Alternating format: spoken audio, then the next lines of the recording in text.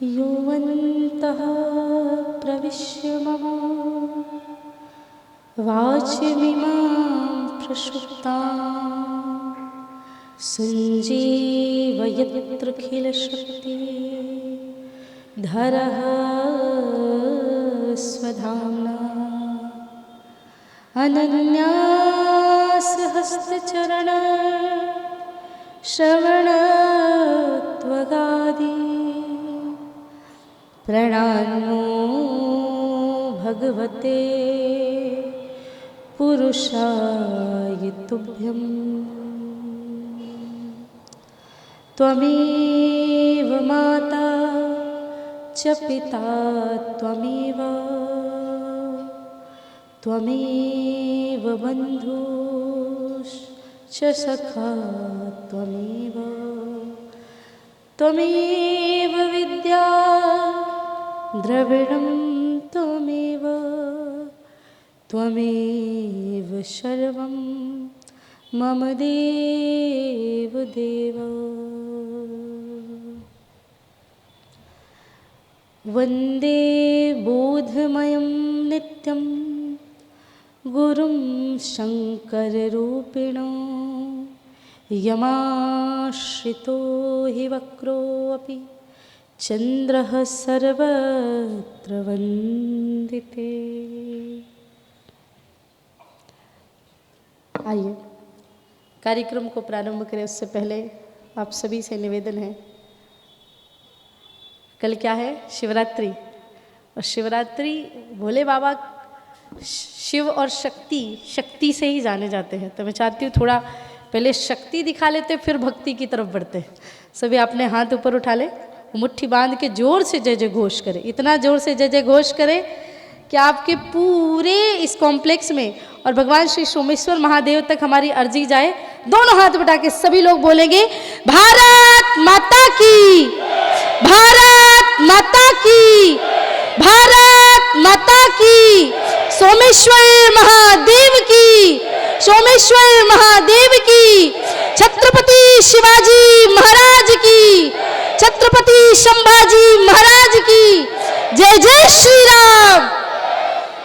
थोड़ा जय श्री राम की जय घोष ध्वनि तो अयोध्या तक जानी चाहिए। जय जय श्री राम, जय जय श्री राम, जय जय श्री राम। बहुत बहुत धन्यवाद। नवी मुंबई की ये पवित्र माटी को कोटि कोटि प्रणाम करती हूँ, वंदन करती हूँ। भगवान भूत भावन भोलेनाथ, अखंड कोटि ब्रह्मांड नायक प्रभु श्री भूत भावन के चरणों में कोटि कोटि प्रणाम।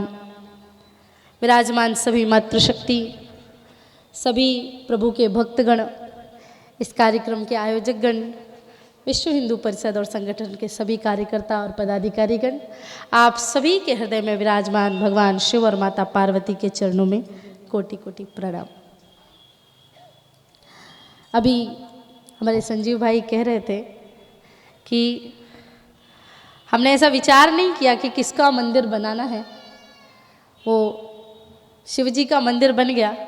तो मैं आपको बताऊं कि पूरी दुनिया में आप कहीं भी विचरण करके आइए, शिव जी के मंदिर जब भी बने हैं ऐसे अनायास ही लोगों के मन में भावना आती है। प्लानिंग करके भोले बाबा कभी नहीं आते। बिना प्लानिंग के जब उनकी जहाँ पर जैसे इच्छा होती है वहाँ भोलेनाथ जी आ जाते हैं। तो भोलेनाथ जी का स्वभाव ऐसा है कि केवल मनुष्य ही नहीं, प्राणी मात्र में, चाहे कोई पशु पक्षी हो, जीव जंतु हो, वनस्पति हो, हर एक प्राणी मात्र की भगवान शिव में आस्था है। इसीलिए कोई उनको भोलेनाथ कहता है, कोई पशुपति नाथ कहता है ना, कोई महादेव कहता है। तो भगवान शिव ही एकमात्र ऐसे देव हैं जो सबसे जल्दी मानने वाले हैं। तो मैं तो कहती हूँ आपके इस पूरे कॉम्प्लेक्स का सौभाग्य है और आप सब सौभाग्यशाली हैं कि आप भोलेनाथ जी की छत्र छाया में जी रहे हैं। इससे ज़्यादा सौभाग्य क्या हो सकता है।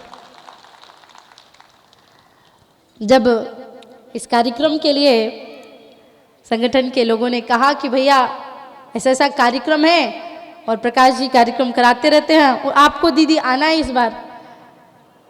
अच्छा, विश्व हिंदू परिषद के एक कार्यक्रम को कोविड से पहले थोड़ा कुछ वजह से हमारा कैंसिल हो गया था, तो संगठन वाले ऐसा है कि वो भूलते नहीं है, 10 साल भी हो जाए तो वो फिर उधारी याद दिलाने लगे, दीदी याद है आपको?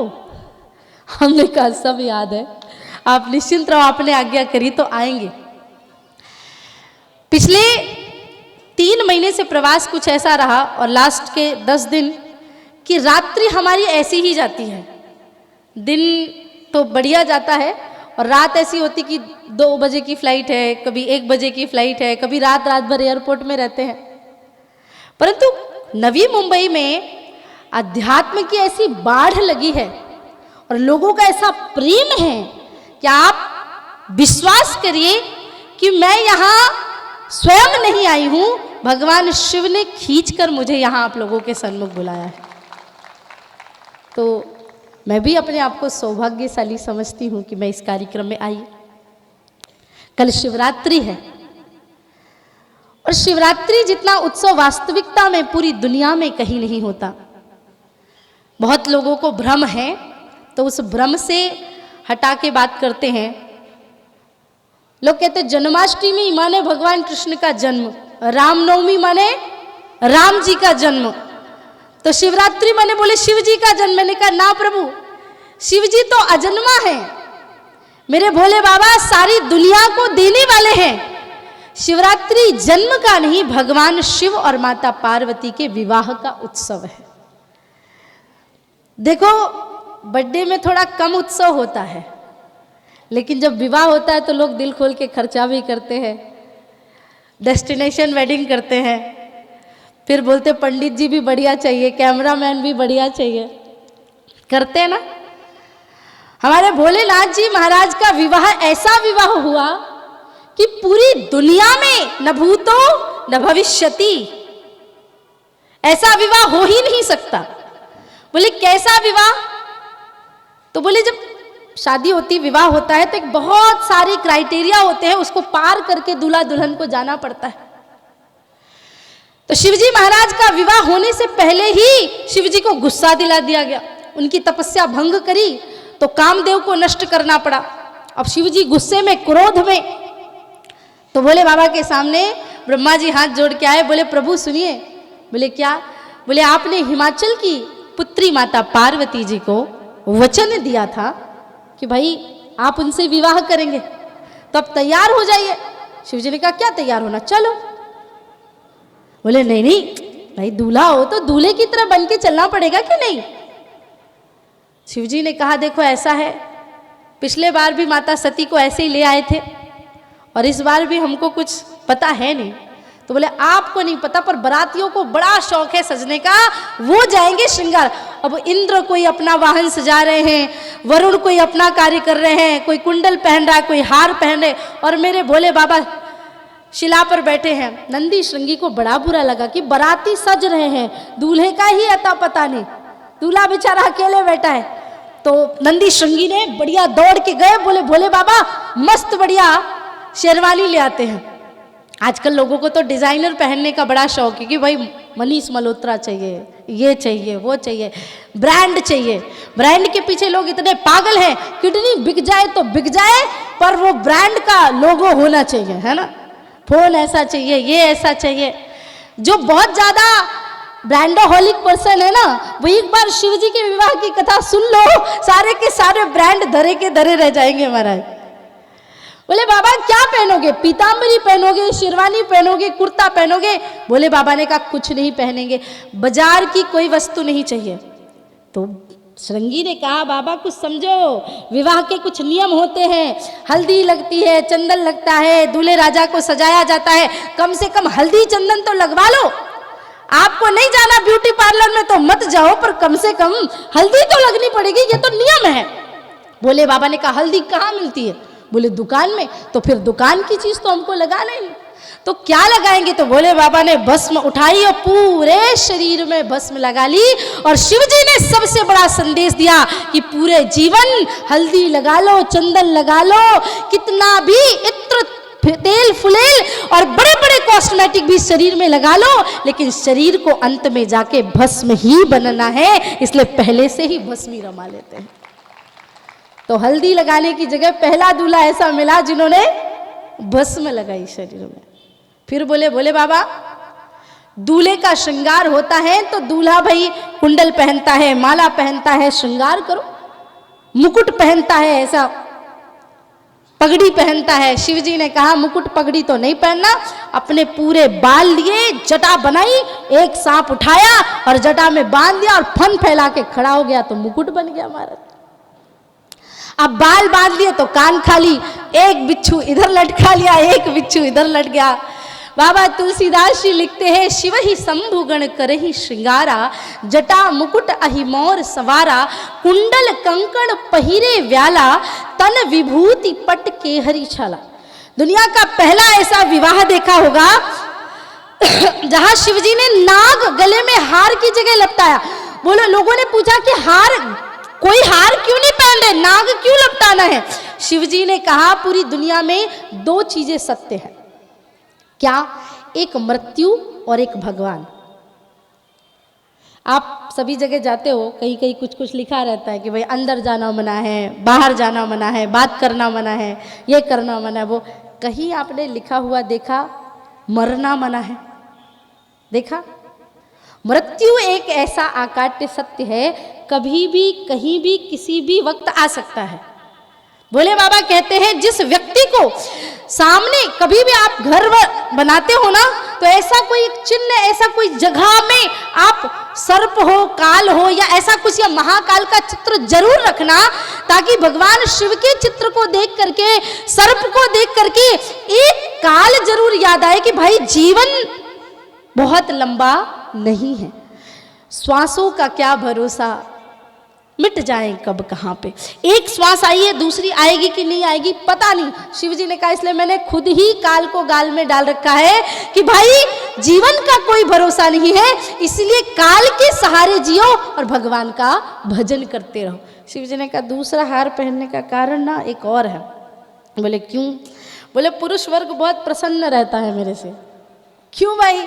बोले जब मातृशक्ति को लक्ष्मी नारायण मंदिर, राधा कृष्ण मंदिर यहाँ लेकर के जाओ ना, तो मातृशक्ति की डिमांड बढ़ती है, सुनो जी वो जो राधा जी का हार है ना वैसा मेरे लिए बनवा दो, वैसे जो रुक्मणी जी और लक्ष्मी जी का हार है वैसा मेरे लिए बनवा दो। तो ज़्यादातर पुरुष वर्ग क्या करते हैं कि अपनी पत्नियों को शिव जी के मंदिर लेके जाते हैं, क्योंकि शिव जी के गले का हार कोई माता नहीं मांगेगी। मांगोगे? हमारे घर में एक छोटा सा सांप निकल जाए, रात की नींद आराम हो जाती है, ऐसा हार कौन मांगेगा महाराज? तो पुरुष वर्ग बहुत प्रसन्न रहता है, इसलिए शिव जी ने गले में हार डाल लिया। नहीं, यहाँ की माताएं नहीं, नवी मुंबई की माताएं तो बहुत अच्छी है, कोई डिमांड नहीं करती होंगे, मैं तो मध्य प्रदेश की बात कर रही थी। तीसरा, शिव जी ने सबसे बड़ा विवाह का क्या नियम तोड़ा? बोले दूल्हा किस पे बैठता? बोले घोड़े पे। घोड़ा होता है काम का प्रतीक और नंदी होता है धर्म का प्रतीक। भगवान शिव ने कहा जब आप विवाह करके आते हैं तो पत्नी जो होती है उसे हम कहते हैं धर्म पत्नी।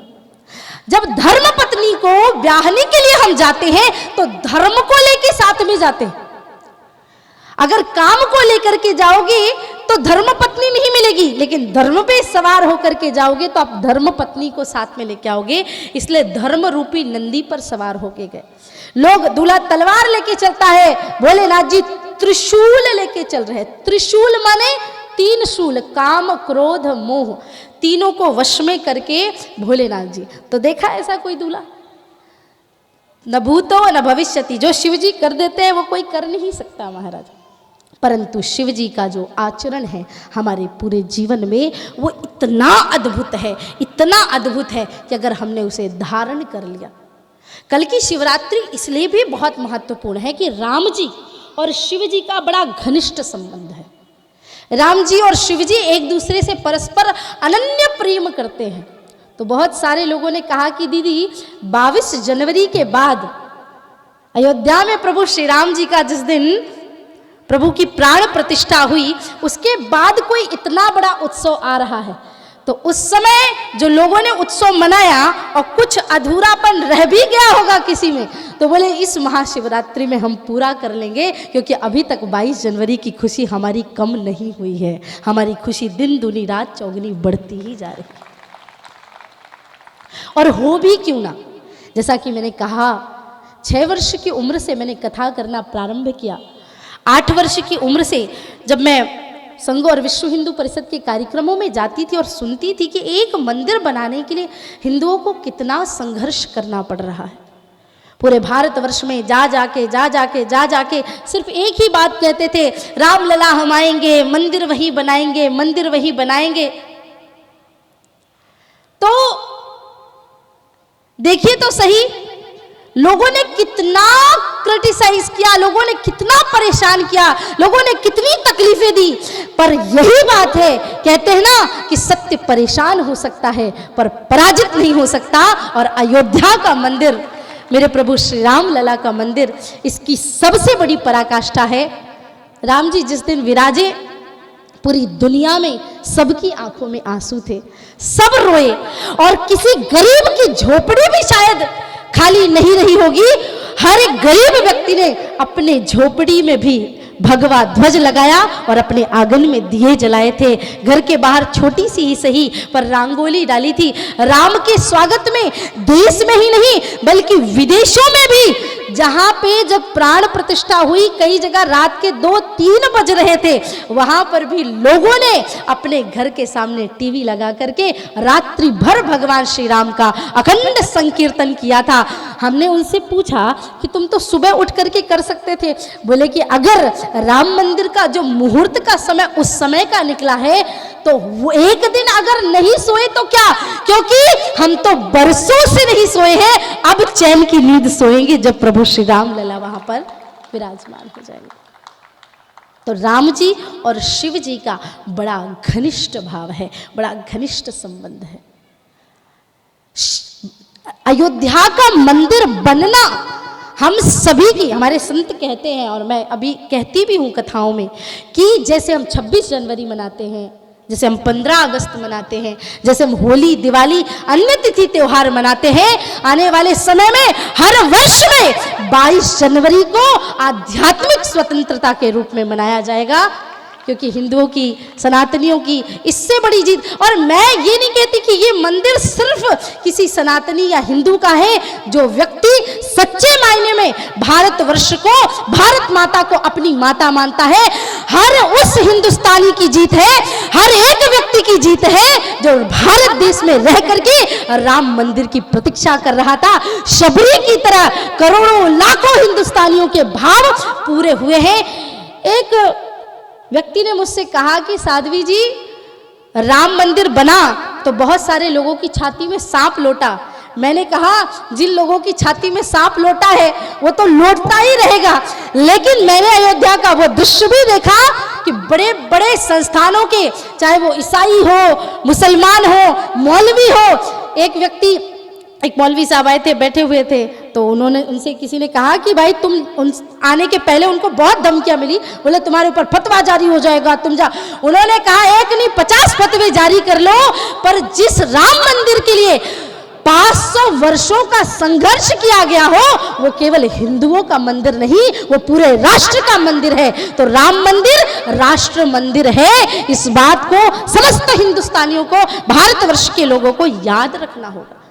आप लोग क्यों इतना सोचते हो कि बड़ी आसानी से मिल गया, बढ़िया बन गया, इतने करोड़ रुपए आ गए और राम मंदिर बन गया? नहीं नहीं नहीं नहीं, ये एकदम ऐसा नहीं आनंद फानंद में कि 2-4 साल में निपटाया और मंदिर बन गया। नहीं, कितने लोगों ने अपने प्राण गंवाए हैं।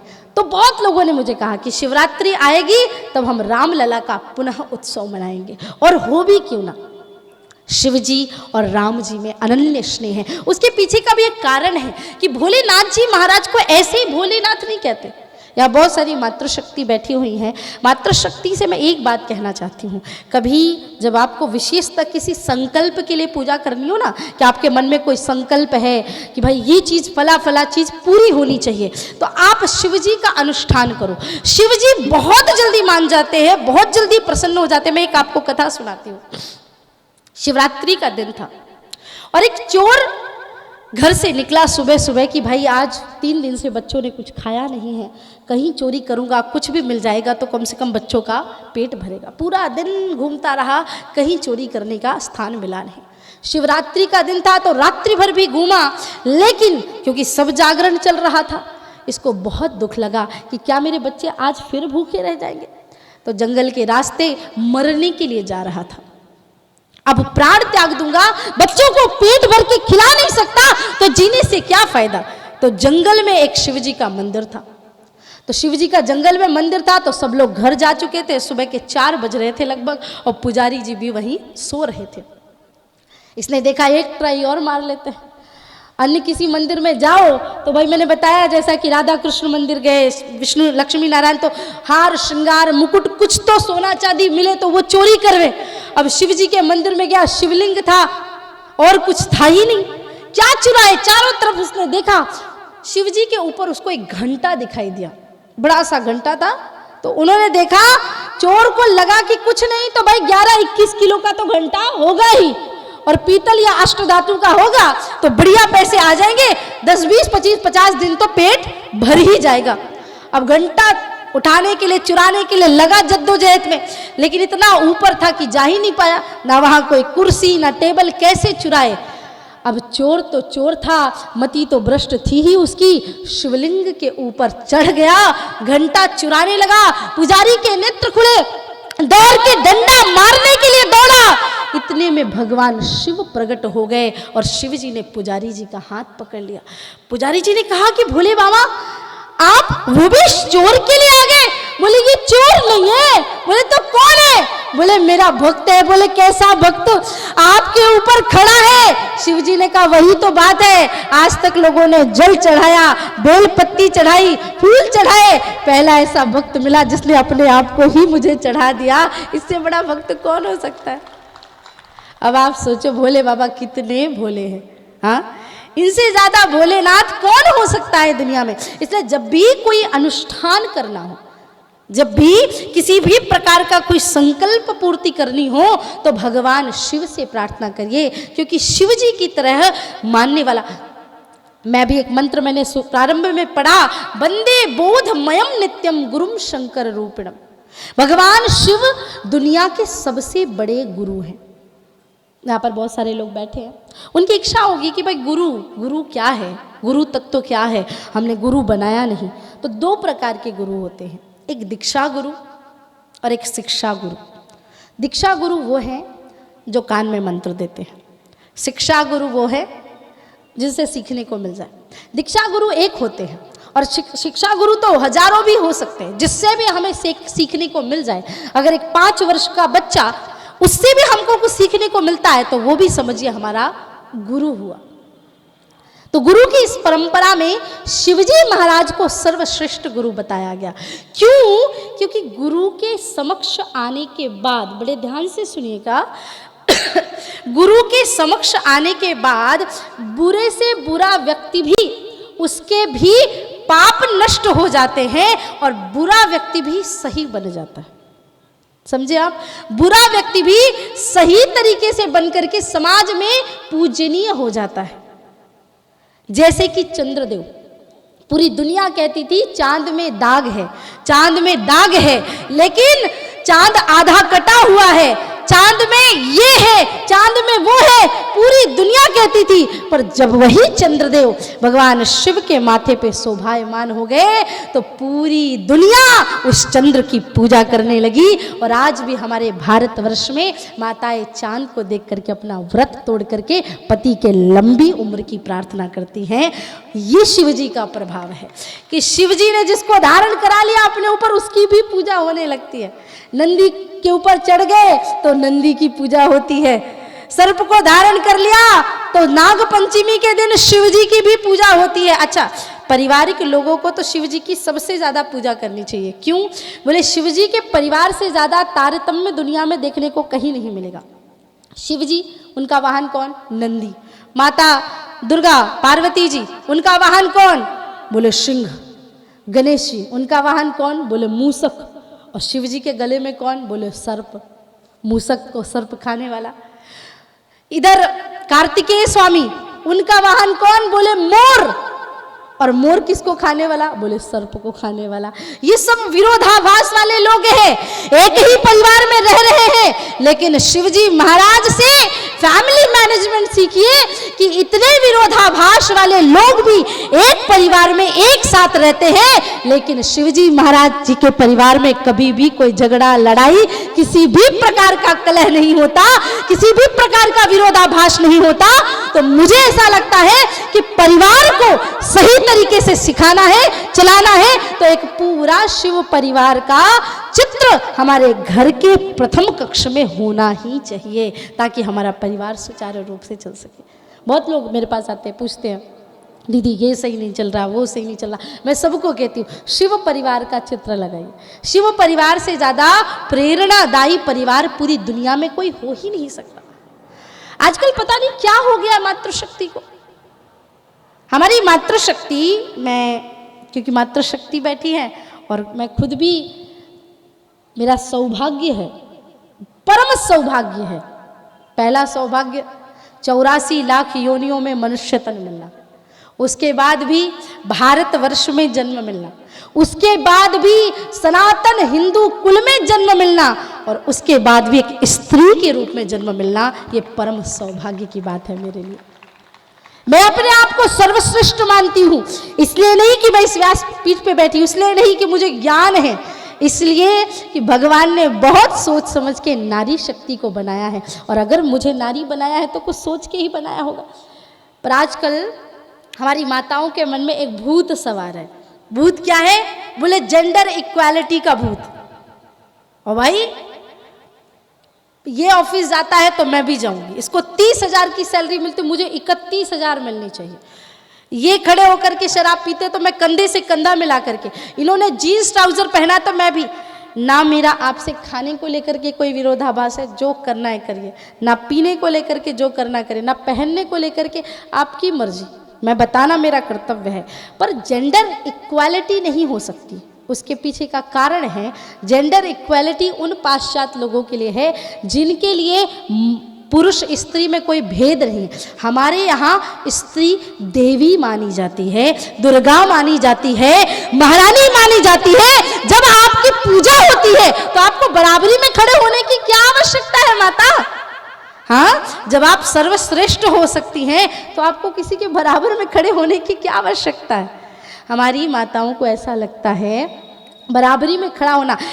जो हमारे भारत में भ्रांतियाँ फैली हैं, चाहे वो पर्दा हो, चाहे वो इस प्रकार का छुआछूत, जात पात, स्त्रियों को घर के अंदर बंद करके रखना, मैं सदैव अपने कार्यक्रमों में भी कहती हूँ, स्त्री को कभी हमारे सनातन धर्म में पर्दे के अंदर नहीं रखा गया। क्योंकि अगर स्त्री पर्दे के अंदर रहती तो दशरथ के साथ रण मैदान में कैकेयी कभी दिखाई नहीं देती। अगर स्त्री पर्दे के अंदर रहती तो ज्ञान के मैदान में यज्ञवालक को ललकारती हुई गार्गी कभी दिखाई नहीं देती। और स्त्री अगर पर्दे के अंदर रहती तो हमारे भारतवर्ष में रानी लक्ष्मीबाई अंग्रेजों के छक्के छुड़ाते हुए दिखाई नहीं देती। लोगों को ऐसा लगता है कि माताओं का काम है चूल्हा चौका करना, रोटी। लोगों का छोड़िए, माताओं को लगने लगा है, अपनी बेटियों को सिखाती कि बेटा गोल रोटी बनाओ। अरे बेटा, रोटी गोल बनाओ या ना बनाओ, लेकिन अपने आप को इतना महान बना लो कि कोई विधर्मी तुम्हारी तरफ आंख उठा करके ना देख सके। क्यों अपनी बेटियों को ये नहीं सिखाती? रोटी गोल बनाना नहीं आएगा तो कोई बात नहीं माता, संस्कार दो अपनी बेटियों को। पर कहती कि भाई वहां पुरुष खड़ा है, तुम बोलो मत। अगर स्त्री की आवाज को स्त्री ही दबा देगी, भ्रूण हत्या क्या हुई? माताओं ने ही अपनी ही बेटियों को, अपनी संतानों को गर्भ में मारना शुरू कर दिया। आप भी तो पुत्री हैं, आप भी तो स्त्री हैं। स्त्री जागरण बहुत आवश्यक है, क्योंकि ये आध्यात्मिक विषय है। तो मैं बहुत ज़्यादा नहीं, पर एक छोटी स्वरूप में आपको बताऊंगी। संदेश खाली, आप सभी ने उस जगह का नाम अभी सुना होगा, और जिस प्रकार से वहाँ की बहन बेटियों के साथ लगातार कई वर्षों से दुरात्कार होता आया, और बहुत मुश्किल से वहाँ की बहन बेटियों ने जब आवाज़ उठाई और पूरे देश में जाकर के वो आवाज़ गई, तो मेरा हृदय कांप गया। मुझे लगा था कि मुगल चले गए, लेकिन अभी भी हमारे देश में वो जिंदा है, वो विधर्मी। मैं सदैव कहती हूँ, मेरा किसी मुस्लिम से कोई आपत्ति नहीं है, लेकिन इस देश में रहीम को मैंने माना, रसखान को मैंने माना, एपीजे अब्दुल कलाम को प्रणाम किया, लेकिन तुम सोचो औरंगजेब बाबर का सम्मान होगा तो कदापि नहीं होगा। औरंगजेब और बाबर को इस देश से भगाया ही गया है और वही औरंगजेब बाबर की औलादे संदेश खाली में बैठ करके हमारी बहन बेटियों के साथ दुराचार करते गए। दुख की बात पता है क्या है? पूरे भारतवर्ष में एकमात्र वो स्थान है बंगाल जहां एक महिला मुख्यमंत्री है, और एक महिला मुख्यमंत्री के होते हुए महिलाओं के साथ इस प्रकार की हरकत होती है। मुझे ऐसा लगता है दीदी तुम्हारा नाम ममता है पर तुम्हारे अंदर ममता बिल्कुल भी नहीं है। थोड़ी ममता तो अपने हृदय में लेकर के आओ, माताओं के प्रति थोड़ी ममता लेकर के आओ।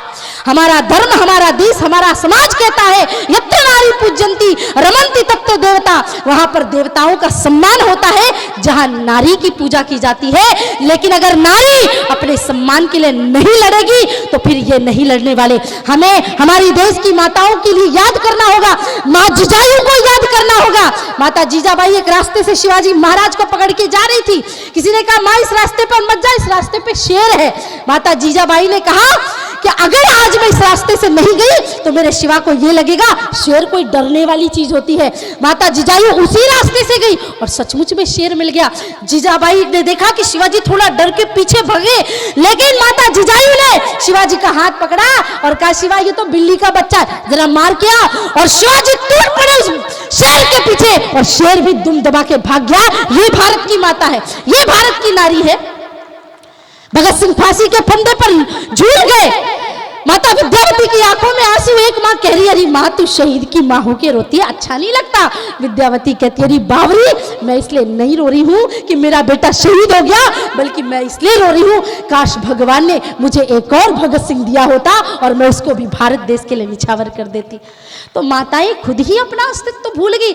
आप इनके वंशज हैं, आपको याद करना होगा हमारे देश में जब जब राम आए, कृष्ण आए, अगर शिव जी का नाम लेते हैं तो ये नहीं कहते हैं कि शिव पार्वती, उमा महेश्वर, हाँ उमा शंकर, राधा कृष्ण, सीताराम, और यहां तक कि हमारे देश में तो भगवान ने अपनी माताओं को भी वो स्थान दिया।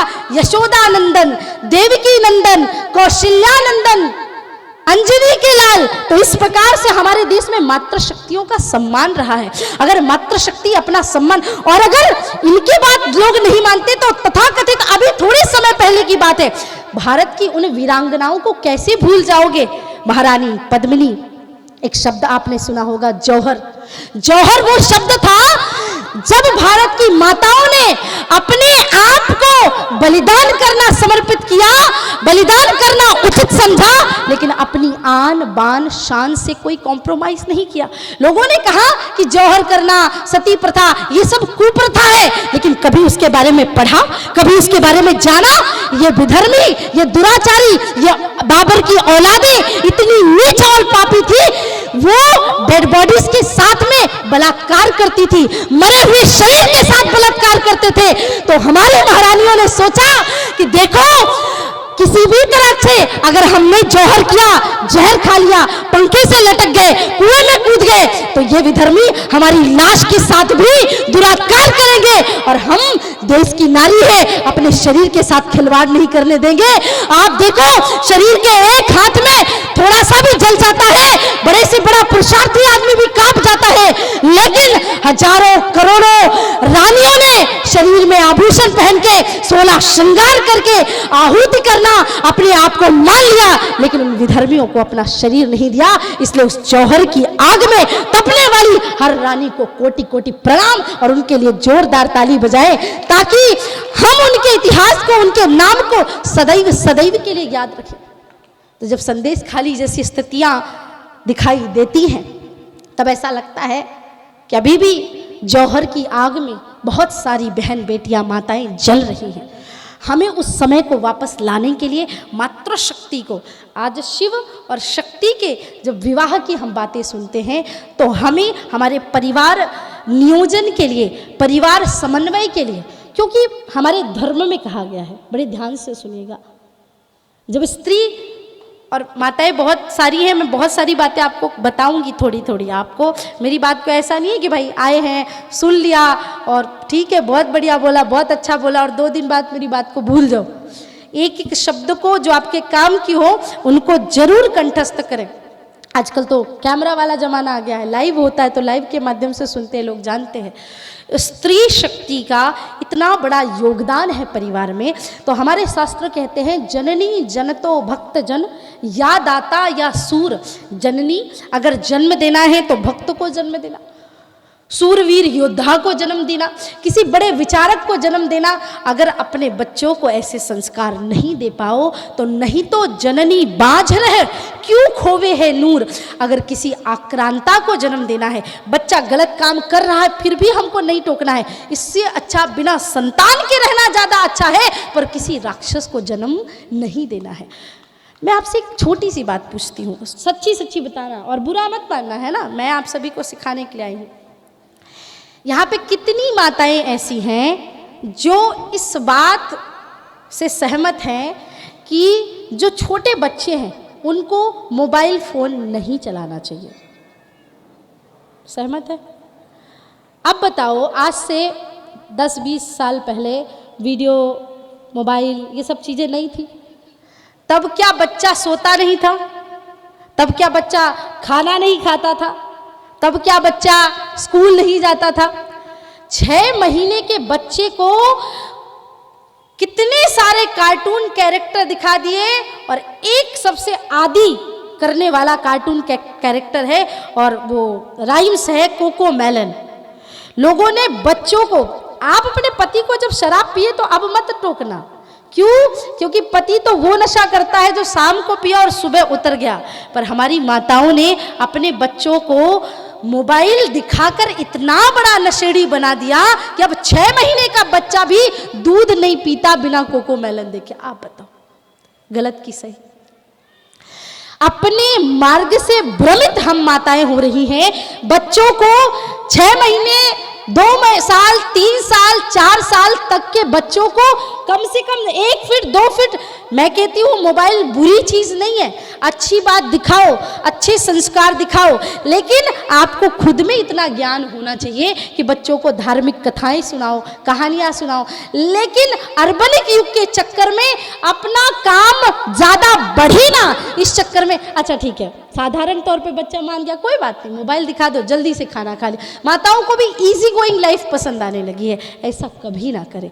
मैं आपसे हाथ जोड़ के प्रार्थना करती हूँ, अपने बच्चे को मोबाइल फ़ोन से बिल्कुल दूर रखें, क्योंकि आज वो 6 महीने का है, कोको मेलन देख रहा है, 1.5 साल बाद आप उसके हाथ में देखते हो इंस्टाग्राम रील्स आती है और वो स्क्रॉल करता रहता। रात के 2-2 बजे तक मैंने बच्चों को देखा, माँ बाप सो जाते हैं, बच्चा फ़ोन देखता है और उसमें इतना नग्न भरा हुआ है, फिर देश के संत समाज साधु संत क्या करेंगे? आप संस्कार ने, इसलिए आपसे हाथ जोड़ के प्रार्थना है, बच्चों को 3 BHK का फ्लैट नहीं दिला पाओ तो कोई बात नहीं, है ना, आपका बच्चा आपके पुश्तैनी 1 RK 1 BHK में कॉम्प्रोमाइज़ कर लेगा। अगर उसको पढ़ा लिखा के बड़ा व्यक्ति बना दिया तो वो कमा लेगा, लेकिन उसको संस्कार जरूर दो, उसको सही चीज़ जरूर दो 5 साल तक। उसके बाद 5 साल के बाद अपने बच्चों को अपने धर्म की चीज़ें बताना शुरू करो।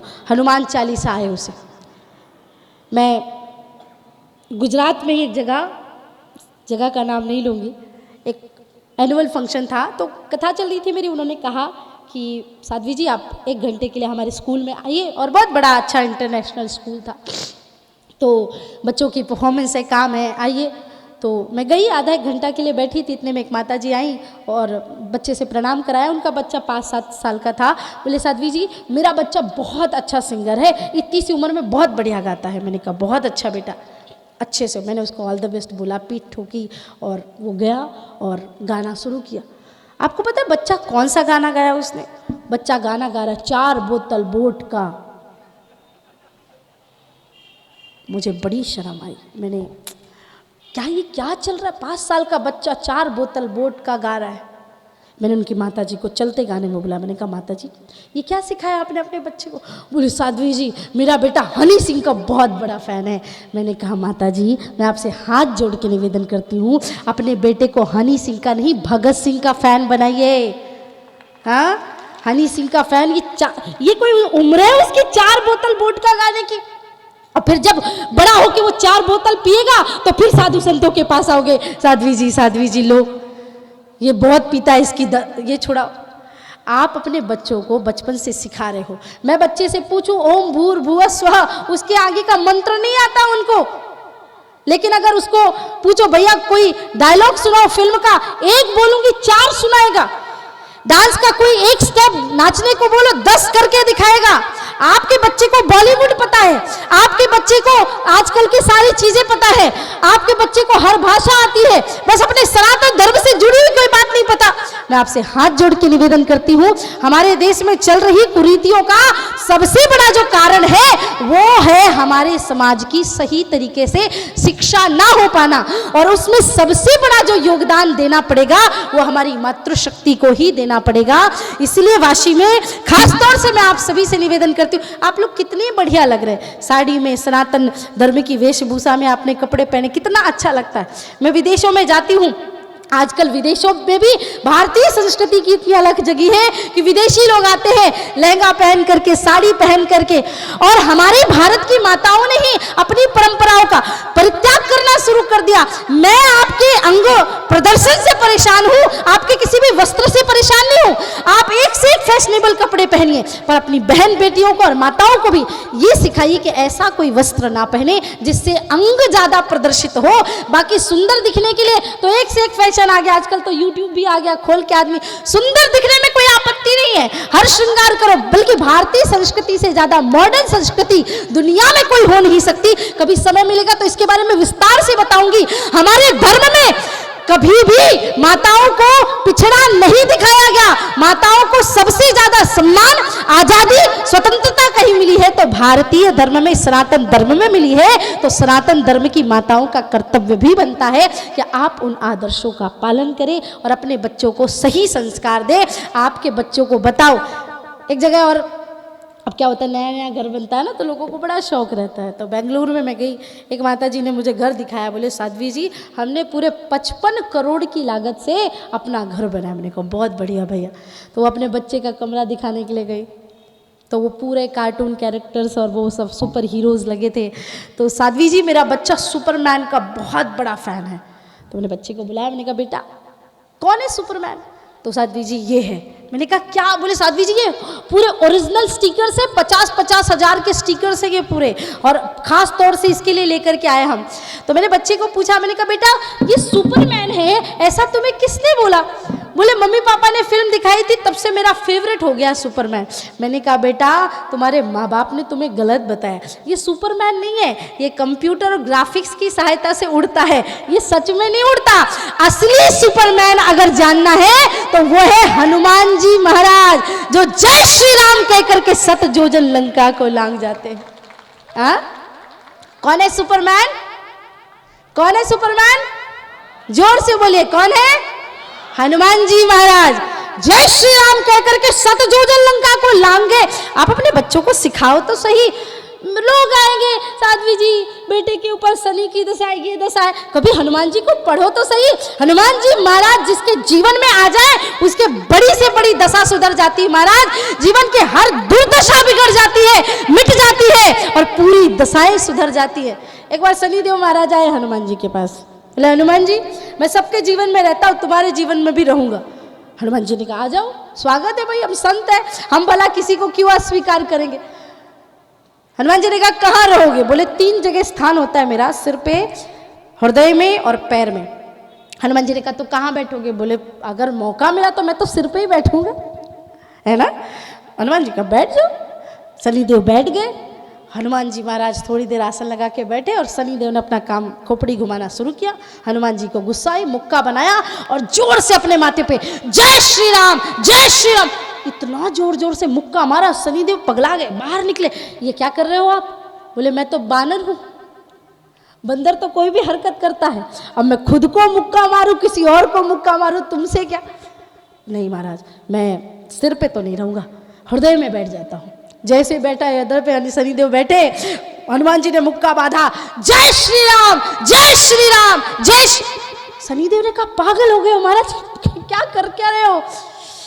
छाती पे नहीं, पैर में बैठे, बोले ऐसे ऐसे पैर में थोड़ी मुक्का मार लेगा, क्या ही कर लेगा, हाँ पैर में रह जाता हूँ। 7.5 साल की तो बात है। बैठे हनुमान जी के पैर में, हनुमान जी ने कहा अब तुमको दिखाता हूँ। हनुमान जी महाराज 70 फुट की छलांग लगाते हैं, जय श्री राम। अब 100 फुट की छलांग लगाते हैं, जय श्री राम। अब 150 फुट की छलांग। शनिदेव साष्टांग लौट गए, बोले हनुमान जी आपके ऊपर छोड़िए, आज से शनिवार के दिन जो आपका नाम भी ले लेगा उस भक्त से भी 100 किलोमीटर दूर जाकर के रहूंगा, है ना। अपने बच्चों को बताओ तो सही, हनुमान जी कौन है। राम जी कहते जो मुझे प्रेम करता है मैं उस पर विशेष कृपा करता हूँ, पर जो हनुमान जी महाराज का भजन करता है ना, मैं सदैव सदैव के लिए उसका हो जाता हूँ महाराज। इसलिए भक्त भगवान अपने बच्चों को ये बता दो कि सरस्वती माता और हनुमान जी महाराज, और ये भी मत दूर करो माता कि स्त्री को हनुमान जी की पूजा नहीं करनी चाहिए, ऐसा कभी नहीं है। बल्कि माताओं को तो सबसे ज़्यादा हनुमान जी की पूजा करनी चाहिए। बहुत सारी माताएं मेरे पास आती है, कहती है हमारा भाई नहीं है। जिन माताओं के भाई ना हो, रक्षाबंधन जाके एक राखी हनुमान जी को बांध देना, क्योंकि हनुमान जी से ज़्यादा रक्षा दुनिया में कोई नहीं कर सकता। जो 7 योजन दूर से सीता जी को खोज लाए, वो आपकी रक्षा करेंगे कि नहीं। कभी आपके पति महोदय ने भी कोई गड़बड़ की तो रात को गदा लेके आएंगे फिर? नहीं, यहाँ के भैया लोग तो बहुत अच्छे हैं। मैं तो दूसरी जगह की बात करी, है ना। आप लोग तो कभी लड़ाई करते नहीं हो गया, है ना, नहीं करते बहुत। पति पत्नी में प्रेम बना रहना चाहिए, झगड़ा नहीं होना चाहिए ज़्यादा, थोड़ा बहुत हुआ तो ठीक है। बाकी आजकल क्या है, लोग हर बात पे, छोटी छोटी बात पे, हमारी एक जगह कथा चल रही थी तो रात के 2 बजे और ज़ोर ज़ोर से आवाज़ें आने लगी। मैं नीचे के कमरे में रुकी थी, पति पत्नी ऊपर, तो मैं ऊपर गई। मैंने कहा ये क्या है आप लोगों का, रात को आप झगड़ा कर रहे हैं, पड़ोसी खिड़की से झाँक के देख रहे हैं। तो बोले साध्वी जी 1.5 साल 2 साल ही हुए शादी को अभी, और ये औरत ने मेरी नाक में दम कर लिया। मैंने कहा हुआ क्या? बोले अपनी मनमानी चलाती है। मैंने कहा हुआ क्या, बात करने से सब बात सॉल्व होती है। पत्नी ने कहा मैं तो अब इनसे कभी बात ही नहीं करूंगी। मैंने कहा बताओ तो सही। पत्नी ने कहा साध्वी जी मैंने तय कर लिया है, मेरा बच्चा डॉक्टर ही बनेगा। पति ने कहा बिल्कुल नहीं, मैं वकील हूं, मेरा बच्चा वकील बनेगा। मैंने कहा 1.5 साल हुए शादी को, छोटा बच्चा होगा शायद। मैंने कहा बुलाओ बच्चे को, शायद अगर बोल रहा होगा या कुछ होगा तो उससे पूछ लेते हैं, बोलेगा तो नहीं। तो सिर झुका लिया। मैंने कहा हुआ क्या बात को? बोले बच्चा तो अभी पेट में है। मैंने कहा उसको बाहर तो आने दो, उसके बाद झगड़ना। तो एक अभी मैं हॉलैंड में थी, एक गुजराती परिवार के ही बंधु थे, तो वो मेरे पास आए, साध्वी जी हमारे बच्चों को समझाओ, ये डिवोर्स लेना चाहते हैं। मैंने कहा क्यों भाई, क्यों लेना है डिवोर्स? तो ऐसा रीज़न कि बताऊंगी तो आपका सिर घूम जाएगा। बोले क्यों? पत्नी कहती है साध्वी जी 3 बार की बात हो गई, 3 बार। क्या हुआ 3 बार से? बोले 3 बार मैंने पिज़्ज़ा ऑर्डर किया और फ्रिज में रख दिया, शाम को आती हूँ तो मेरा खाना ये खा जाता है। खाना खा जाता है मतलब ये है कि जिस दिन मैं काम पे जाती हूँ तो मैं बोलती हूँ खाना बनाओ, तो ये खाना बनाते नहीं, तो मैं अपना खाना ऑर्डर करके जाती हूँ। आधा सुबह खाती हूँ, आधा रात को खाती हूँ, पर शाम को आती तो मेरे लिए खाना ही नहीं बचता। मेरा रखा हुआ खाना ये खुद खा लेते हैं, अपना खाना क्यों ऑर्डर नहीं करते? पति कहता है कि जब ये काम पर जाती है, मैं खाना रखता हूँ तो इसने भी 3-4 बार मेरा खाना खाया। मैंने कहा थोड़ी शर्म करो, कभी गांव में आओगे तो देखना माताएं 4 टाइम पति के लिए खाना बनाती है और कहेंगी कि भाई तुमको गरम गरम फुल्का खाना है तो गरम गरम खिला देती हूँ, गरम कढ़ी चाहिए तो गरम देती हूँ, घर का घी होना चाहिए। मैंने कहा तुम तो हिंदुस्तानी हो, तुम कब से ये सब पिज्जा के खाने पे लड़ाई चालू कर दी, उसके चक्कर में डिवोर्स लेना है। दुख की बात यह है कि विवाह शरीर से होने लगा, जब विवाह आत्मा से होते थे। क्योंकि भारतीय संस्कृति में तलाक जैसा कोई शब्द नहीं है। तलाक उर्दू शब्द है, डिवोर्स इंग्लिश शब्द है। हिंदू धर्म में उसका कुछ वर्ड नहीं है, क्योंकि हिंदू धर्म में 7 जन्मों का बंधन बांधा जाता है। हमारे यहाँ कहा जाता है दुशीलो दुर्भगो रोगी जड़ो वृद्धो धनो अपीवा। पति दुशील भी हो तो उसका साथ देना चाहिए, पतिव्रत स्त्री का कर्तव्य होना चाहिए। तो ये सब संस्कार हमारे बीच से मिट गए हैं, क्योंकि घर में क्लेश है, थोड़ी बहुत लड़ाई ठीक है, लेकिन लड़ाई को इस स्थान तक मत लेकर के आओ। और उसके लिए सबसे ज्यादा एक व्यक्ति ने कहा कि कष्ट से मुक्ति कैसे पाए, साध्वी जी थोड़ा सा बताइए। तो किसी भी प्रकार का कष्ट है, भागवत महापुराण में एक श्लोक आता है, जब विदुर जी महाराज प्रश्न पूछ रहे थे तो उन्होंने कहा कि नाय देहम देह भाजे, महाराज ये जो शरीर मिला है, ये जो जन्म मिला है, ये दुखों की खान है। दुखाए कर्माणि करोति लोको न तय सुखम वान्य दुपारमं वा विंदेत भूयस्तुतेव दुखम यदत्र युक्तम भगवान वदेन्नः। यहाँ पे दुनिया का हर आदमी सुख पाने के लिए कर्म करता है। क्या करने के लिए? सुख पाने के लिए। और मिलता क्या है? दुख।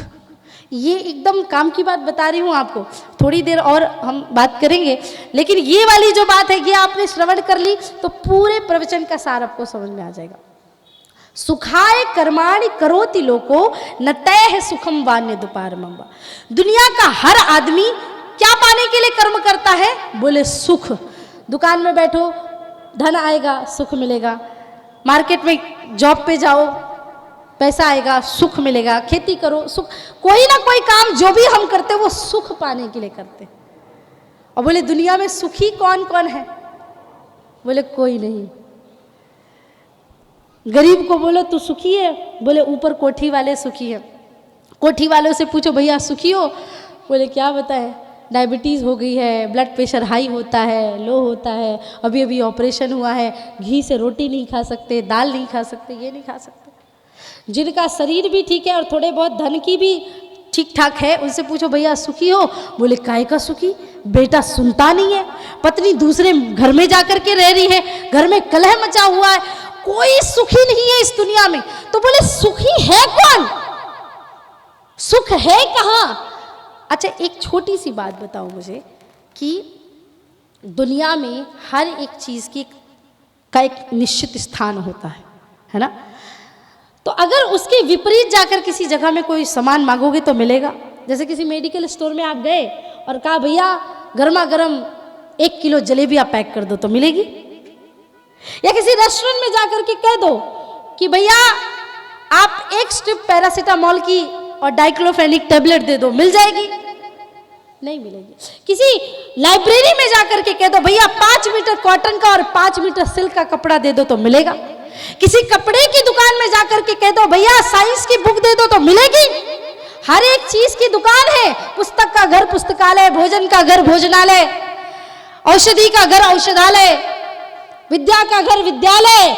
वैसे संसार रूपी एक दुकान है ये, और इस दुकान का नाम ही भगवान ने रखा है दुखालयम ही संसार। संसार रूपी दुकान का नाम क्या है? दुखालय। और दुखालय रूपी दुकान में सुख ढूंढोगे तो मिलेगा नहीं। कैसे मिलेगा? पर आप सोच रहे होगे कि भाई सुखालय नाम की भी कोई दुकान होगी कि नहीं होगी? बोले बिल्कुल है। कहाँ है? उसका अध्ययन करना पड़ेगा शास्त्रों का, और पता चलेगा ईश्वर अंश जीव अविनाशी, चेतन अमल सहज सुख राशि। सहज ही सुखों की जो दुकान है वो है हमारी आत्मा, और जो संसार है वो क्या है? दुखालयम ही संसार। चलो आपको सीधी भाषा में समझाती हूँ। गर्मी का मौसम आने वाला है। आम किस किस को पसंद है? हाथ उठाओ। सबको पसंद है? मेरा भी फेवरेट है, बहुत पसंद है। सबको आम पसंद होता है। हमारे यहाँ पहले जब फ्रिज नहीं होता था तो आम लेके आते थे और मटके में पानी में ठंडे में भर देते थे, पानी में रख दो और आम बढ़िया ठंडे हो जाते थे, फिर उसको खाते थे, बहुत आनंद आता था। तो एक व्यक्ति ने अपने बच्चे को 200-300 रुपए दिए और बोले बेटा बढ़िया मस्त रसीले आम बाजार से लेकर के आओ। बच्चा ले आया।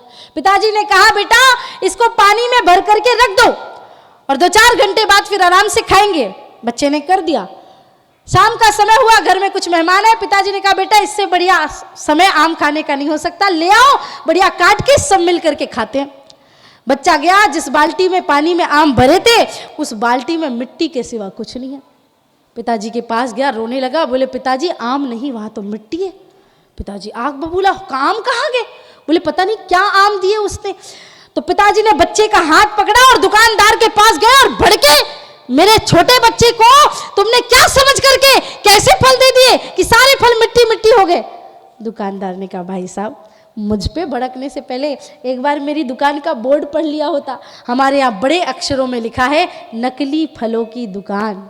हमारे यहाँ फल सजाने के लिए मिलते हैं, खाने के लिए नहीं मिलते। तो जब ये जीव इस धरती पे आया तो बड़े बड़े अक्षरों में लिखा था दुखालयम ही संसार, संसार रूपी दुकान दुखालय है। हमको लगता है बस एक गाड़ी खरीद लो अभी सुख मिलेगा, बस एक 1 BHK 2 BHK और मिल जाए अब सुख मिलेगा, बस एक इतने किलो का हमारा हार सोना चांदी ये बन जाए तब सुख मिलेगा, और सुख मिलता नहीं। शंकराचार्य जी महाराज ने कहा है अंगम गलितम पलितम मुंडम दशन विहीनम जातम तुंडम वृद्धो याति गृहीत्वा दंडम तदपि न मुंचति आशा पिंडम भज गोविंदम गोविंदम भज मूढ़मते। किसी ने कहा भैया अभी क्यों भजन करना, अभी तो हम बढ़िया जवान है, तंदुरुस्त है, थोड़े पैसे वैसे कमा लेंगे तो फिर भजन करेंगे, नौकरी वोकरी लगी भैया भगवान का भजन करो। बोले थोड़ा शादी ब्याह हो जाए, माता पिता के लिए बहू ला ले फिर करेंगे ब्याह। बहू आ गई, भैया ब्याह कर लो अब भजन करो। बोले थोड़ा बच्चे आ जाएं फिर उनको पढ़ा लिखा दे फिर करेंगे। बच्चे आ गए, पढ़ लिख के बड़े हो गए, भैया भजन करो। बोले अभी तो सबसे बड़ी जिम्मेदारी रह गई है, बच्चों का विवाह कर दे फिर भजन करेंगे। बच्चों का विवाह भी हो गया, भैया अब तो भजन करो। फिर बहाना आया पोते का मुंह देख लेने दो भैया फिर भजन करेंगे। पोते के साथ खेलते खेलते जिंदगी कब खेल जाती। बाल स्तावत क्रीड़ा सक्तः तरुण स्तावत तरुणी रक्तः वृद्धस्तावत चिंता मग्नः पारे ब्रह्मणि कोपि न लग्नः भज गोविंदम गोविंदम भज मूढ़मते। फिर भगवान से इसने कहा भगवान बड़ी देर हो गई, अब अगली बार पक्का आपका भजन करूंगा, बस एक बार प्लीज भगवान आपसे रिक्वेस्ट है, एक बार मनुष्य का जन्म और दे दो, पक्का आपका ही भजन करेंगे। और भगवान भोले भाले, भगवान ने फिर इसको मनुष्य बना दिया और ये फिर उसी चक्कर में बह गया। शंकराचार्य जी महाराज कहते हैं पुनरपि जननम पुनरपि मरणम पुनरपि जननी जठरे शयनम इह संसारे खलु दुस्तारे कुरुपिया पारे पाहि मुरारे भज गोविंदम गोविंदम भज मूढ़मते। बार बार अपने ही मूढ़ मन को कहा मेरे मूढ़ मन अब तो भगवान का भजन कर। एक जगह एक विवाह हो रहा था तो एक कन्या को डोली पे बैठाया गया, बड़ा मार्मिक प्रसंग है, आप सुनिएगा। डोली पे बैठ के कन्या चली तो एक चौराहे पे आकर एक ऐसा प्रसंग आया कि उधर से एक अर्थी जा रही थी, तो डोली और अर्थी आपस में टकरा गए।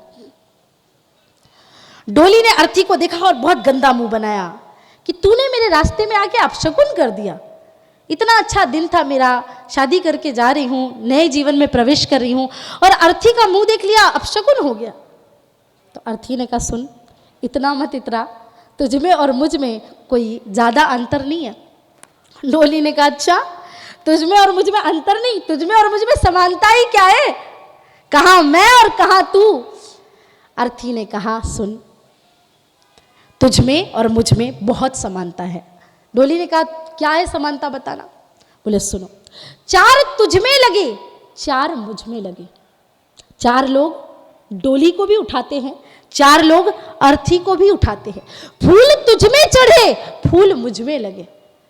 डोली को भी फूलों से सजाया जाता है तो अर्थी पे भी फूल चढ़ाए जाते हैं। फर्क दोनों में क्या है ये सुन ले सखी, तू पिया को चली मैं पिया से चली, तू पिया को चली मैं प्रभु को चली। अच्छा ठीक है मान लिया, इससे ज्यादा क्या हो सकता और समानता। अर्थी ने कहा अभी तो मैंने प्रारंभ किया है, ये तो एक विशेषता हुई। दूसरा क्या है, बोली आज तू सुहागन बन के जा रही है, मैं सुहागन की मौत मर रही हूं, मांग तेरी भरी मांग मेरी भरी, चूड़ी तेरी हरी चूड़ी मेरी हरी, फर्क दोनों में क्या है ये सुन ले सखी, तू विदा हो चली मैं अलविदा हो चली, एक डोली चली एक अर्थी चली। तू सुहागन मरी, मैं सुहागन, तेरी चूड़ी हरी है, मेरी चूड़ी हरी है। और क्या समानता है? बोले किसी घर में किसी कन्या का विवाह होता है तो वहां के लोग भी रोते हैं कन्या से बिछड़ के, और किसी के यहाँ किसी की मृत्यु हो जाती है वो लोग भी रोते हैं। बोले तुझे देखे पिया, तेरे रोते पिया, मुझे देखे पिया, मेरे हंसते पिया, फर्क दोनों में क्या है ये सुन ले सखी। आज तुम्हारे पिया, अर्थी के जो पिया है वो देखकर रो रहे हैं, डोली के जो पिया है वो खुश हो रहे हैं कि मुझे लेकर, लेकिन उसके परिजन वहां पे रोते तेरे यहां भी है, रोते मेरे यहां भी है, चार तुझ में भी है, चार मुझ में भी है, मांग तेरी भी भरी है, मांग मेरी भी भरी है, बस फर्क इतना है कि मैं आज भगवान की ओर जा रही हूं, तू संसार की ओर जा रही है। लेकिन एक बात को याद रखना, दुनिया का बड़ा से बड़ा व्यक्ति भी, कोई भी डोली पे जो बैठा है उसको एक ना एक दिन अर्थी पे बैठना ही पड़ता है, ये शाश्वत सत्य है, इसको कोई मटल नहीं सकता महाराज। दुनिया ने खूब कमाया, क्या हीरे क्या मोती। हमारे एक बड़े अल्हड़ संत थे, वो कोपीन पहनते थे, कमंडल लेके चलते थे, ज़्यादा कुछ सामान नहीं होता था, महात्यागी संत थे। तो बेचारे उनका कमंडल था और एक पात्र था खाने का, वो भी लेकर के एक चोर भाग गया। उनको बड़ा गुस्सा, उसके पीछे पीछे भागे भागे, अब वो तो चोर था, स्पीड से भाग गया। तो महात्मा जी हाफते हुए एक तिराहे में जाके खड़े हो गए और दोनों तरफ रास्ता देखा, और एक रास्ता शमशान की ओर जा रहा था, वहां भागने लगे। उस आदमी, एक आदमी बीच में बैठा था, बोले बाबा वो चोर को पकड़ रहे हो? बोले क्या? बोले हाँ। बोले वो इधर नहीं, वो इधर गांव की तरफ गया है। बाबा जी ने कहा मैं गांव में कहाँ ढूंढूंगा उसको, तो मैं जाके शमशान में बैठता हूँ। तो बोले बाबा शमशान में जाओगे तो वो कैसे मिलेगा, वो वहां थोड़ी आएगा। बाबा जी ने कहा भाई चोर हो या राजा हो, दुनिया के हर आदमी को एक ना एक दिन शमशान में आना ही पड़ता है, वही आएगा तब हिसाब किताब देख लूंगा। ऐसा दुनिया में कोई व्यक्ति नहीं। इसीलिए कहते हैं, मैं तो सदैव कहती हूं, किसी कवि ने बहुत अच्छी बात कही है कि आदमी का जिस्म है क्या जिस पे सैदा है जहां, एक मिट्टी की इमारत एक मिट्टी का मकान, खून का गारा बना है ईंट जिसमें हड्डियां, चंद श्वासों पर टिका है यह ख्याले आशियां, मौत की पुरजोर आंधी जब इससे टकराएगी देख लेना यह इमारत खाक में मिल जाएगी। मिट्टी का शरीर मिट्टी में मिल जाएगा। इसलिए कम से कम अपने जीवन को, राष्ट्रीय स्वयंसेवक संघ के पूज्य सरसंघ चालक श्री हेडगेवार जी, डॉक्टर हेडगेवार जी जब धर्म प्रचार के लिए जाते थे ना, तो उनको बूढ़े बुजुर्ग क्या कहते थे कि भैया तुम अभी छोटे हो, थोड़ा काम कर लो, समाज के लिए पैसे वैसे कमा लो, शादी ब्याह कर लो, उसके बाद धर्म प्रचार करना हमारी उम्र में के आने के बाद। तो हेडगेवार जी ने कहा देखो दादा, आप भी तो बुजुर्ग हो गए हैं, आप तो धर्म प्रचार करने की जगह मुझे धर्म प्रचार से रोक रहे हैं। क्या पता आपकी उम्र में आने के बाद मेरी भी मानसिकता ऐसी हो जाए। तो हमारे बचपन से अपने बच्चे को धर्म प्रचार के मार्ग में भेजना चाहिए। हमारे धर्म में साधु संतों ने सदैव यही सिखाया है, राष्ट्रहित समाज हित के कार्य को करने के लिए हमारे जीवन में धर्म का होना बहुत आवश्यक है। मैं सदैव एक कविता कहती हूँ, देश को हमारे एक ऐसे नेतृत्व की आवश्यकता है, और जिस नेतृत्व में हम जी रहे हैं मुझे बड़ी प्रसन्नता है। इससे पहले हमारे देश में कोई आता था व्यक्ति, उसको कुतुब मीनार दिखाया जाता था, उसको ताजमहल दिखाया जाता था, लेकिन अब हमारे भारत का वो गौरव है कि विदेश से अब कोई आता है उसको वाराणसी में गंगा जी की आरती कराई जाती है, उसको अयोध्या के दर्शन कराए जाते हैं, हाँ, उसे वृंदावन लेकर के आया जाता है। और ये सब कुछ हमारी जो आध्यात्मिक, बहुत सारे, एक व्यक्ति ने कहा कि मोदी जी ने कहा था कि रोजगार देंगे, रोजगार नहीं मिला, ये नहीं मिला, वो नहीं मिला। मैंने कहा भारत के इतने धार्मिक स्थलों का विकास हुआ है, आप उज्जैन आओ, जो पहले उज्जैन आया होगा महाकाल लोक बनने से पहले और अब के उज्जैन में जमीन आसमान का अंतर है। लाखों लोग, एक फूल की दुकान वाला आदमी जो मुश्किल से 100 रुपए भी पहले नहीं कमाता था, आज उसकी उज्जैन में बड़ी बड़ी कोठियां बन गई है। लाखों रुपए एक फूल वाला महाकाल की नगरी में कमा लेता है। महाराज, भारत का इससे बड़ा विकास क्या हो सकता है। और टूरिज्म में भी आध्यात्मिक जगत का इतना विस्तार हुआ कि वर्ल्ड टूरिज्म की रिपोर्ट के अनुसार अयोध्या में जब प्रभु श्री राम लला की मंदिर की तारीख का उद्घोषण किया गया तो 22 जनवरी से लेकर के आने वाली समय तक, आने वाले मई जून जुलाई 7-8 महीने बाद तक की लोगों ने फ्लाइट की ऐसी टिकट कराई कि पूरी दुनिया के सभी टूरिस्ट प्लेस का सबसे बड़ा रिकॉर्ड अयोध्या ने तोड़ा है, जितनी बुकिंग लोगों ने ऑनलाइन अभी तक आगे की भी करा रखी है। तो इससे बड़ा आध्यात्मिक विकास हमारे देश धर्म समाज का क्या हो सकता है। लेकिन इसके लिए बहुत आवश्यक है हम सब एक साथ मिल करके धर्म का कार्य करें। कल महाशिवरात्रि है, मैंने इतनी सारी चीजें आपको बताई, उन चीजों में जो आपको सारग्राही चीजें हों वो सुन के समझ के अपने जीवन में धारण करना। महाराष्ट्र के एक व्यक्ति ने मुझसे एक प्रश्न किया था थोड़े समय पहले, उस कार्यक्रम में बहुत विलंब हो गया था, पर क्योंकि प्रासंगिक विषय है तो लाइव चल रहा है कार्यक्रम, तो मैं उनके प्रश्न का उत्तर भी दे देती हूँ। बहुत सारे लोगों को एक प्रश्न रहता है कि साध्वी जी, भगवान हमने देखा है अच्छे लोगों के साथ बुरा करता है और बुरे लोगों के साथ अच्छा होते हमने देखा है।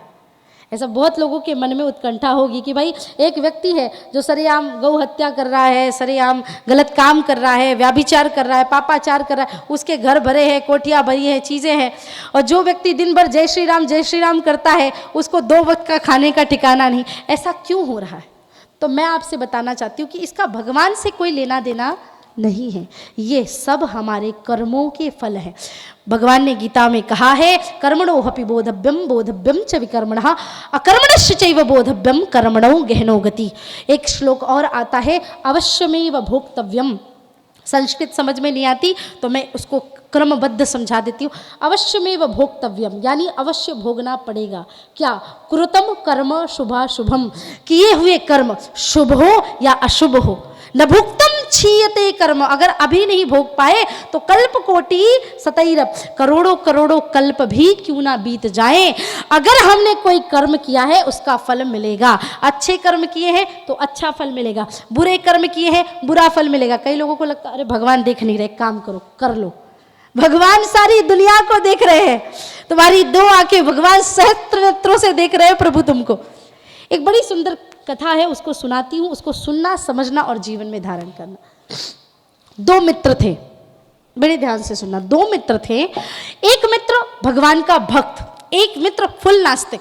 एक मित्र रोज मंदिर शिव जी के जाता था, एक मित्र रोज वैश्यालय जाता था, एक रोज शराब पीता था और एक रोज भंडारा कराता था। एक है कि जुआ खेलने में पूरा जीवन व्यतीत करता था, दूसरा कि सिर्फ दान देता था। लेकिन पता नहीं दोनों में मित्रता बड़ी अच्छी थी। जो भक्त था वो हमेशा कहता था तू मेरे साथ मंदिर चल, और जो नास्तिक था वो कहता था मेरे साथ वैश्यालय चल।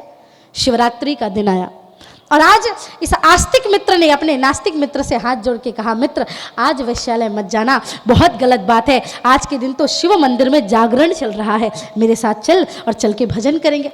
इसने कहा सुन, बहुत दूर से एक नृत्यांगना आई है और आज वो वैश्यालय में नाचेगी, दोनों मिलके साथ में नाच देखेंगे, चल मेरे साथ। इसने कहा छी, मैं जीवन भर तुझसे मित्रवत भाव रखता रहा और तू शिवरात्रि के दिन भी मेरी बात नहीं सुना, जा आज के बाद तेरी और मेरी मित्रता खत्म और मैं तुझसे कभी बात नहीं करूंगा। और ऐसा करके दोनों चले गए। एक मंदिर की ओर चला गया, एक शिवालय की ओर गया और एक वैश्यालय की ओर गया। जो शिवालय की ओर गया उसका पांव एक पत्थर से टकराया और उसको बहुत जोर से पांव में लगी और उसके पैर की 4-5 हड्डियां कई स्थानों से टूट गई।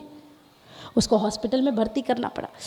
ये जो नास्तिक था ये भी जा रहा था रास्ते से और इसका भी पांव टकराया, पर इसको कुछ हुआ नहीं। जहां गिरा खन्न की आवाज आई और खन्न की आवाज आती उसने धरती से मिट्टी हटाई और उसको बड़ा सा कलश मिला, उसमें सोने चांदी मोहर इत्यादि सब भरा हुआ था।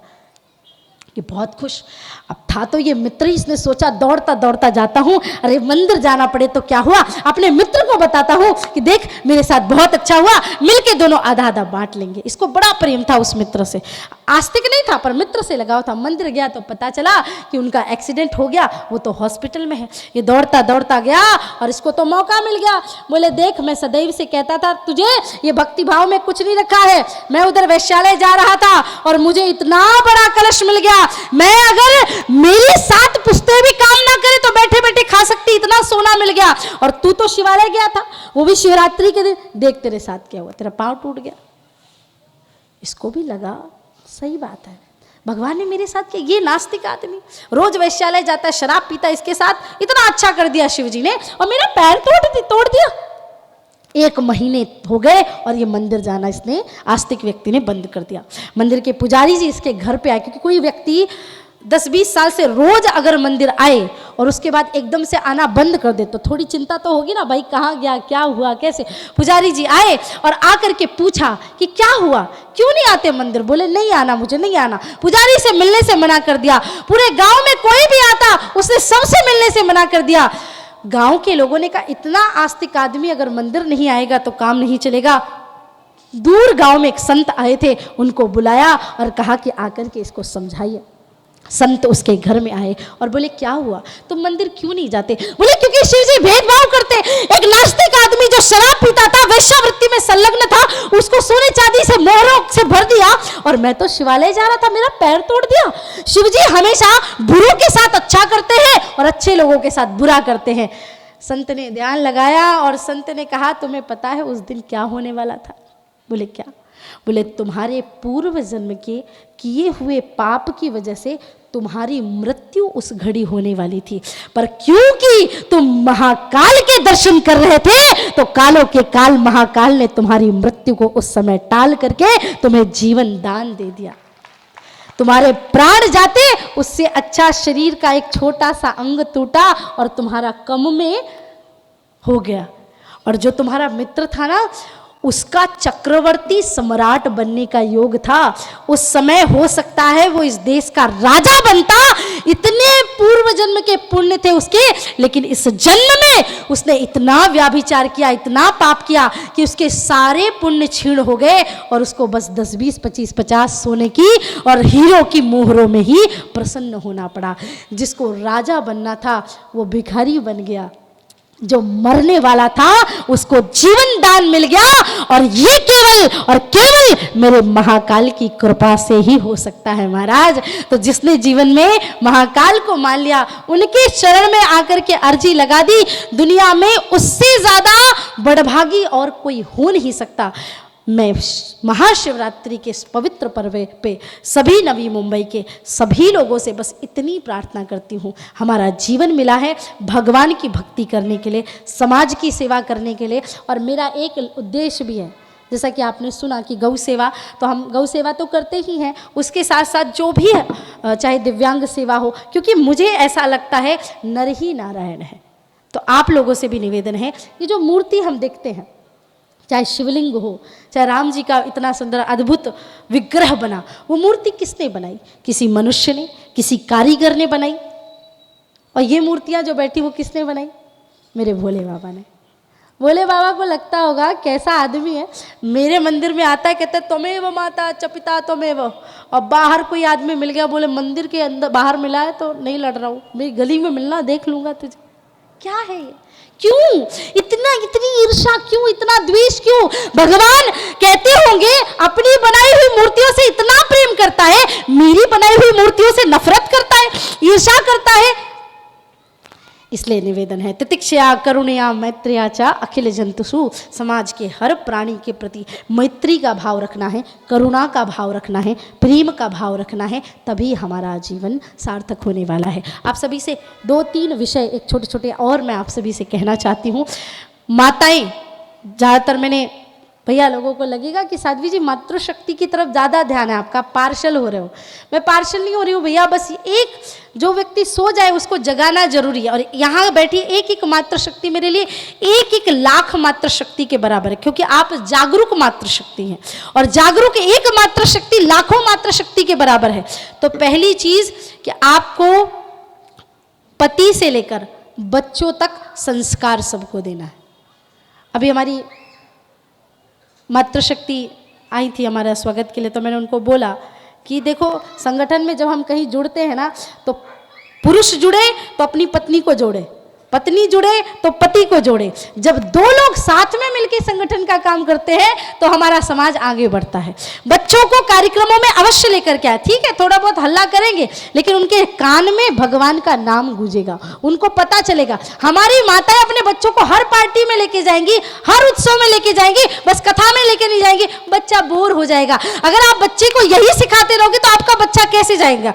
तो बच्चों को बाल संस्कार दें, अपने बच्चों को समझाएं। और सबसे बड़ी बात, नारी के लिए जरूरी है ममता छाती में होनी चाहिए, लेकिन समय चुनौती का आए तो अपनी छाती की ममता को पीठ में बांधने की जरूरत पड़े तो वो भी करना पड़े तो करना चाहिए।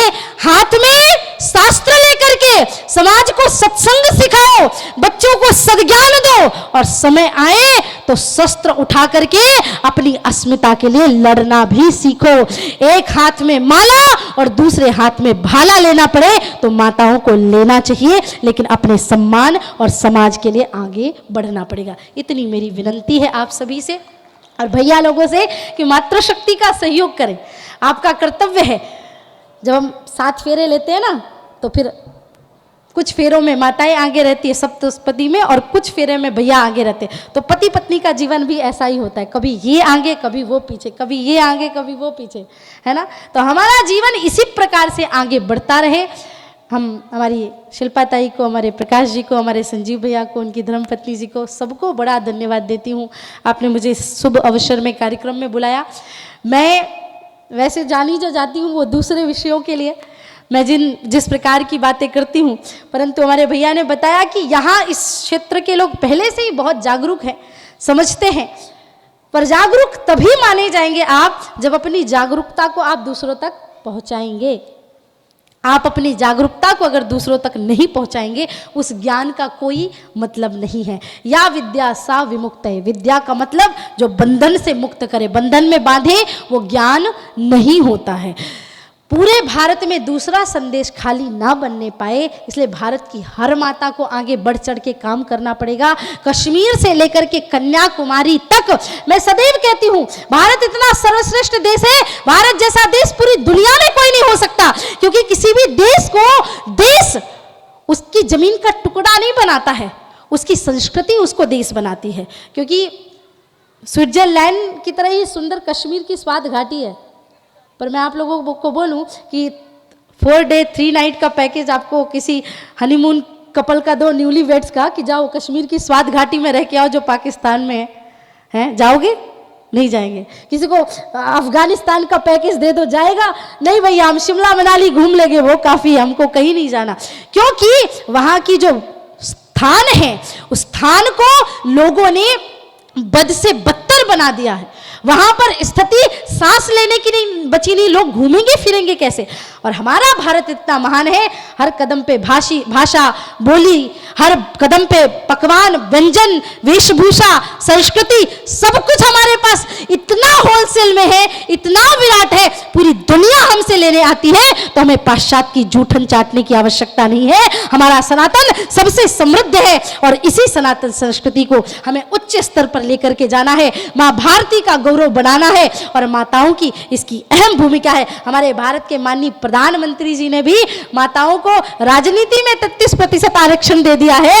हर कदम में माताएं आगे हैं, तो हमारी संस्कृति धरोहर में क्यों नहीं। मैं भी मांग करती हूँ, भागवत कथा करने वाले, राष्ट्र धर्म के लिए बोलने वाली कम बेटियां हैं, तो आपसे निवेदन है, अपनी बेटियों को डॉक्टर इंजीनियर बनाना चाहते हो, एक आध बेटियों को कथाकार बनाओ, 2-4 बेटियों को धर्म समाज के लिए समर्पित करो। और अगर आपके घर से बेटियां ऐसी निकलेंगी तो आने वाले समय में हमारे घर भी जिजायु पैदा होगी, हमारे घर भी रानी लक्ष्मीबाई पैदा होगी, हमारे घर भी पद्मिनी पैदा होगी, तब हमारे जीवन का उद्धार होगा।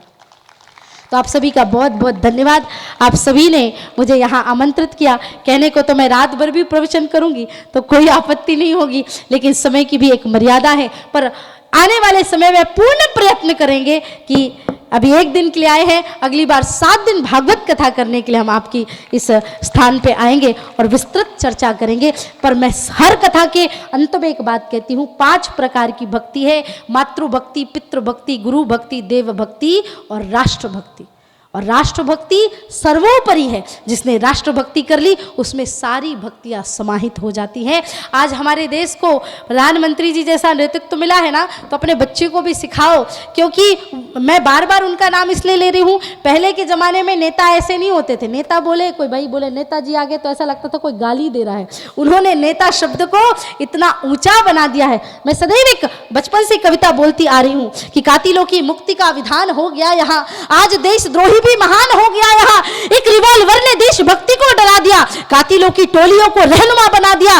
कल लिए हुए खड़ा था बम बनाती टोलियां, जो उजाड़ता रहा है मेहदी माग रोलियां। जो हमारी रोती मातृभूमि को सुकून दे और देशद्रोहियों को गोलियों से भून दे, ऐसे सरफरोश का हमें प्रकाश चाहिए देश के लिए। और पटेल और सुभाष चाहिए हमारे देश को। अब ऐसा नेतृत्व चाहिए, पटेल सुभाष जैसा, हमारे भारत के यशस्वी प्रधानमंत्री जी जैसा, जो हमारे देश धर्म समाज का उत्थान करे, प्राणी मात्र में सद्भावना, समाज के प्रति कल्याण की भावना सोचे। तो आप सभी से प्रार्थना है, मेरी कही हुई वाणियों को सुनिए, समझिए। दुष्यंत कुमार ने बहुत अच्छी बात कही है, हो गई है पीर पर्वत सी पिघलनी चाहिए, इस हिमालय से कोई गंगा निकलनी चाहिए। सिर्फ हंगामा खड़ा करना मेरा मकसद नहीं, मेरी कोशिश है ये सूरत बदलनी चाहिए। तेरे सीने में ना सही मेरे सीने में सही हो कहीं भी आग, लेकिन आग जलनी चाहिए। राष्ट्रभक्ति की आग जली, भगवान शिव की भक्ति की आग जली, तो मैं समझूंगी आपकी नवी मुंबई में मेरा आना सार्थक हो गया। इस मंच से प्रार्थना करती हूँ, कल महाशिवरात्रि है, भगवान शिव सब पे कृपा करे। शिव महापुराण में एक श्लोक आता है, अर्क द्रोण प्रभृतिर कुसुमैर अर्चनम ते विधेयम प्राप्यम तेन स्मरहर। शिव जी ऐसे हैं, गुलाब का फूल नहीं चाहिए, हाँ, कमल का फूल नहीं चाहिए। शिव जी कहते जिस फूल को कोई नहीं चाहता वो मुझे लाके दे दो। तो इसलिए धतूरा हो गया, बोले धतूरा मत छुओ, जहर है। शिव जी ने कहा लाओ, जहर भी मंजूर। पूरी समुद्र मंथन में आप देखो, उच्चैश्रवा निकला, ऐरावत हाथी निकला, पारिजात वृक्ष निकला, वारुणी मदिरा निकली, कितने रत्न निकले, सबने सब ले लिया। जो रत्न कोई नहीं ले रहा था, बोले क्या है, बोले विष। बोले क्या होगा, बोले विनाश हो जाएगा। शिवजी ने कहा मुझे दे दो। शिवजी ने विष पिया, पेट में नहीं ले गए, ध्यान से देखना, गले में धारण किया। वो विष को भी सम्मान मिल गया महाराज, गला नीला हुआ और भगवान शिव का नाम हुआ नीलकंठ। बोले नीलकंठ भगवान की। जो विष पी के विष का सम्मान बढ़ा दे वो शिवजी महाराज है। आप देखो, हाँ।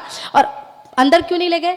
क्योंकि शिवजी कहते हैं विष माने समाज की गालियां, जहर माने समाज की गालियां।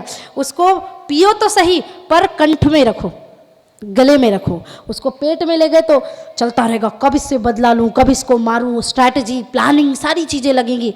उसको पेट में नहीं लेके जाना किसी के प्रति। और मुंह से बाहर भी नहीं निकाला शिवजी ने, क्योंकि मुंह से बाहर निकालते तो विनाश हो जाता। शिवजी ने कहा कोई कुछ बोले तो बहुत ज्यादा उसको पीछे मत रखो, क्योंकि समाज का जब काम करोगे तो उल्टा बोलने वाले तो 100 लोग मिलेंगे, किस किस को जवाब देते रहोगे, है ना।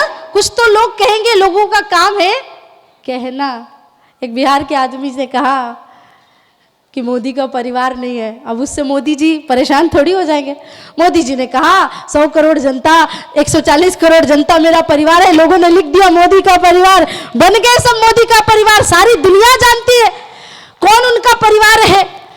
एक भारत का प्रधानमंत्री वो किसी पार्टी का प्रधानमंत्री नहीं होता प्यारे, वो पूरी दुनिया, पूरे भारतवर्ष का, जिस देश का नेतृत्व करता है उस देश का प्रधानमंत्री होता है। और लालू जी को तो मैं रग रग से वाकिफ हूँ, क्योंकि मैं जानती हूँ, बहुत सारे कार्यक्रम मैं वहाँ बिहार में करती रहती हूँ। मुझे ऐसा लगता है जैसा उनका परिवार है, अगर इस प्रकार से परिवार होता है जो अपने ही लोगों के प्रति षड्यंत्र करते हैं, अपने ही धर्म के प्रति षड्यंत्र करते हैं, अपने ही राम का सम्मान नहीं करते। अगर तुम्हारा बेटा कहता है कि मैं राम को नहीं मानता, तो मुझे ऐसा लगता है ऐसे परिवार से परिवार ना होना ज्यादा अच्छा है। तुम्हारे पास परिवार ने क्या धर्म के लिए कर दिया जो तुम दूसरों का परिवार दिखाते हो। इस देश में भारत पूरी दुनिया में एकमात्र देश है जो सिखाता है वसुधैव कुटुंबकम। हम तो वसुधैव कुटुंबकम, पूरी दुनिया एक परिवार है, उसे मानते हैं। तुम किसी एक व्यक्ति के परिवार की बात करते हो, हमारे देश में इतने राजनीति के बारे में बात करने आऊंगी तो बहुत समय लग जाएगा, उसको बहुत सुधारना है।